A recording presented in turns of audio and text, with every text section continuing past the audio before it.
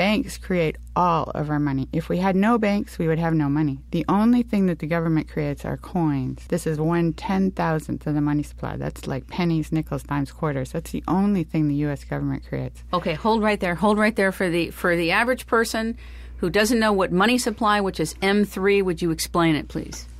Okay, there's M1 is what people normally think of as money, which is coins, dollar bills, and checkbook money. And then M2 is a broader measure of the money supply that includes more broader things. And M3 is all these remote things that are traded as money. Well, it's very hard to explain, but... like instruments? Are derivatives part of M3? No. In fact, well, that's a good question because they quit reporting M3, and that was the reason. Because if you count derivatives, there's something like... Quadrillion, trillion? A half a quadrillion, yes, in the money supply, in the global money supply, which is absolutely impossible because there aren't... The whole gross domestic product of all the countries in the world is 60 trillion. The number of derivatives trades is something like 1.5 quadrillion, which is... A quadrillion is 1,000 trillion. Yeah. So Did it's we an all impossible get that? number. A quadrillion is 1,000 trillion. So when Bernanke was asked, what happened to the 1.6 trillion? And he said, I don't know. Well, where did it go? What happened to it? No answer. Yeah, well, they're not telling who they made these loans to, and then they're not telling the collateral that they're taking and so forth. Alan Grayson, is it Grayson, out of Florida, had asked him on the floor. Yeah. And I think he said that, they had that right. They were given the right. They had done credit swaps. What is a credit swap? I think we need to know. It's complicated. I think I need to know too.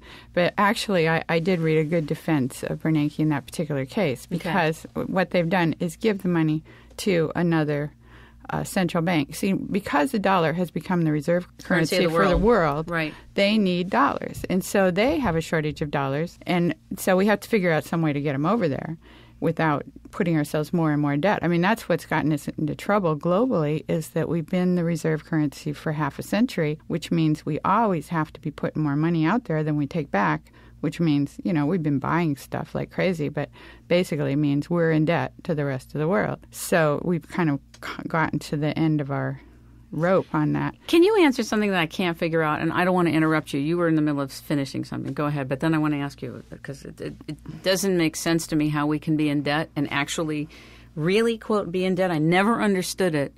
How can we be in debt if we can make our own credit? I don't get it. Oh, that's a more interesting question. Yeah. Well, thank you. Write that down. That's a very interesting question. No, I like that question. Hey, Wendell. Hey, Steve.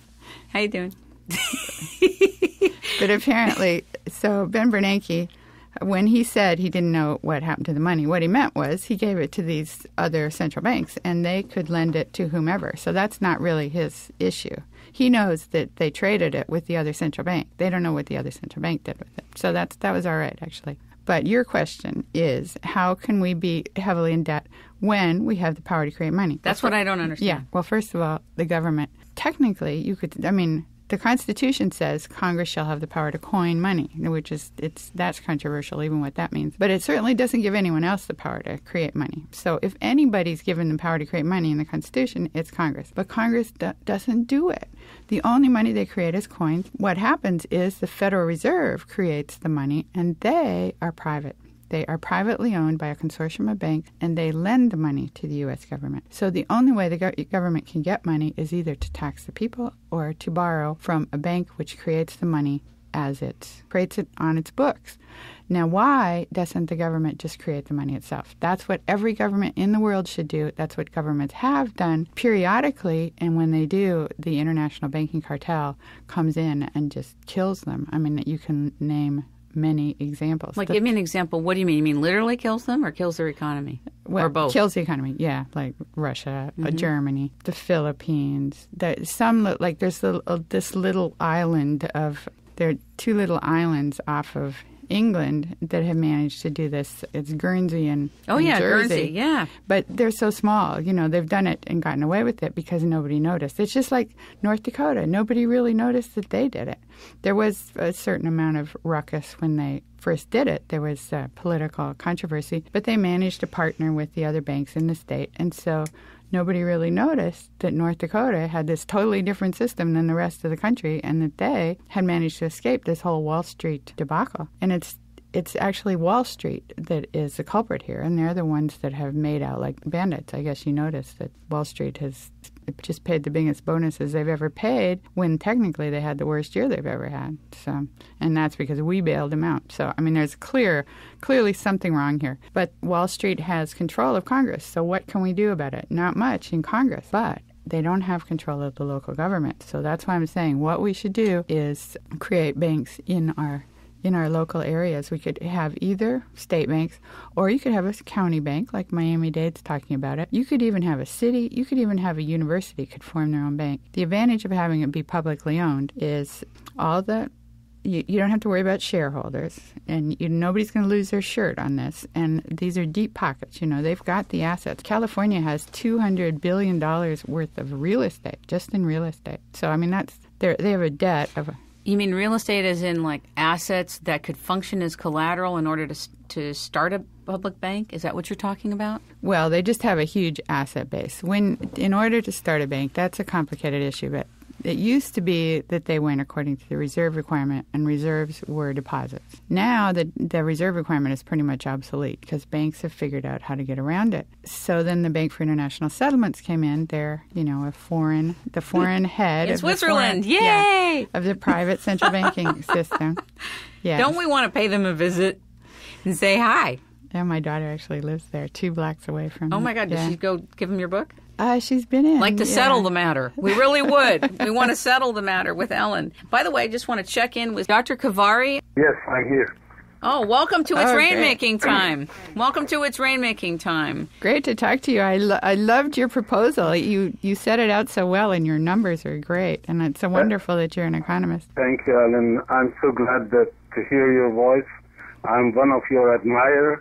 I read your book, and that is a well-researched and the best book I ever read in my life, I can say about it. I learned a lot from that, and I would recommend everybody to read it who is interested to know about money, how it functions, from where it comes and where it goes, and how we got into this situation as we are today in.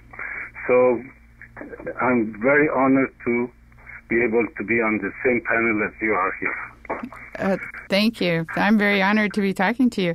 So Thank you. So you have set out very well how this would work and how much money it would save the state. Would you mind repeating those figures?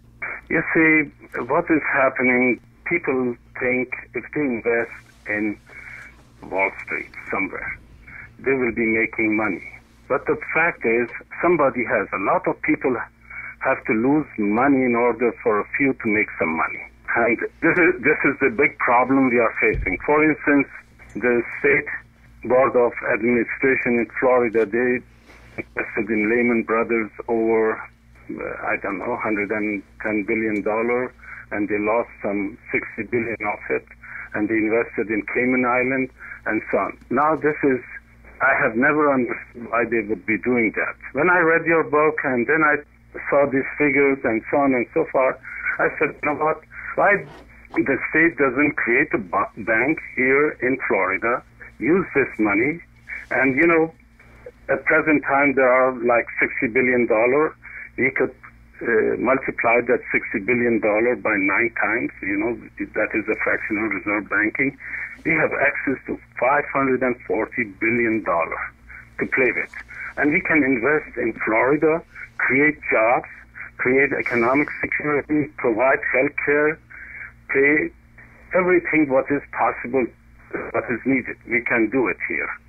And this is where I get into it, and really I was inspired by reading your book. And of course, as a student, I was always worried about, the powers behind all these things like Bilderberg Group, Trilateral Commission. I was always studying those kind of things, but really, when I read your book, I understood what's really happening. Now this is the issue. We have to go and create a state bank, provide 2% interest, 15 years mortgage. As a governor, I would be providing 500 solar system every year,